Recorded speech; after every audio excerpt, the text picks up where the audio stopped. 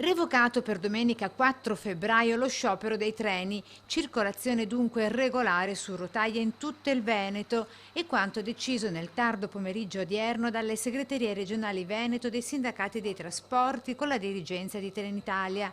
Incontro Fiume, dove ha prevalso il buonsenso, considerato il previsto afflusso di turisti a Venezia nel giorno clou del Carnevale.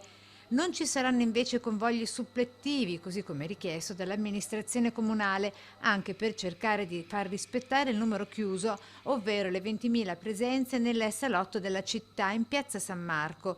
Al contrario, aumentate le corse da Venezia verso le province di Padova e Treviso. Per quanto riguarda l'offerta aggiuntiva, quest'anno la scelta del Comune è stata di non chiedere effettuazioni di treni in arrivo a Venezia. Ci saranno qualche treno soprattutto verso Padova e Treviso, in modo particolare la domenica per il deflusso.